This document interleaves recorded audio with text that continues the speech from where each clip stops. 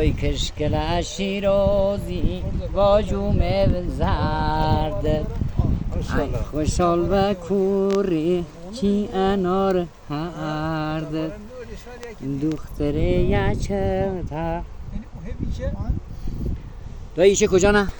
عرضم به حضورت تاپله؟ خستنوی تاپله بله آخر ماشین روی دریچه گهر آره دریچه گهر اصلا تلی گودرز این آبم بهش میگن قمرود اشتراکوه اگر عنایت کنی قله اشتراکو رو هم بگید مرزا یه آب بستگون چه؟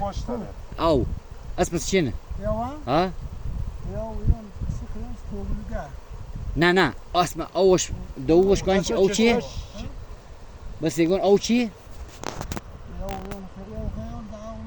مرزارین رودخانه مهرزارین قله اشتراکو رو هم بگید اون قله کلجنونه درسته؟ نه اون قله که برف داره آقا امین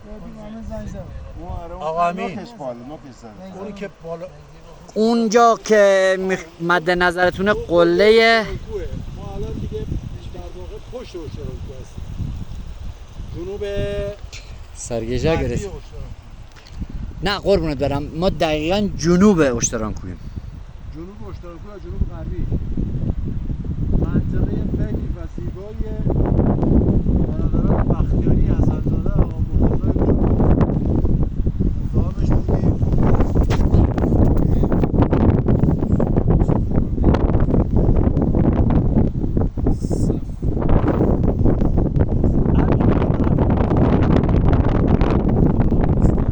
امین تو دلاری به جنوب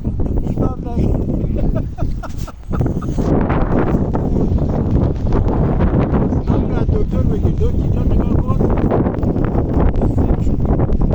آی دکتر احساستو همین الان بگو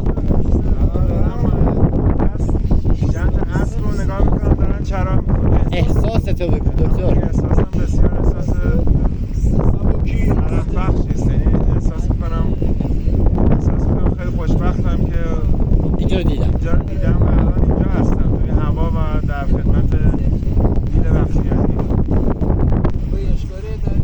آقای کرمی یه بیا کاته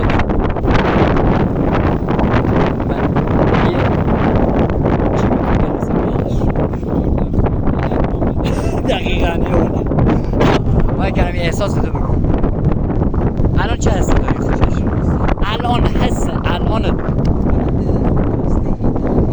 درودی آقا حسم خدا وکیل حسم دایی انرژی مضاعف فوق العاده زیادی هم من بدن نه یه لحظه اجازه ببینم دایی تو گابی انرژی مضاعف انرژی چیه؟ انرژی مضاعف چیه نه؟ یعنی فوق العاده یعنی بیشتر خب الان مثلا چطور الان وارد بدنت دیدم؟ بهار ما رد باش فکر مهندس گوش کن بچه از نشین کن پشت سر هم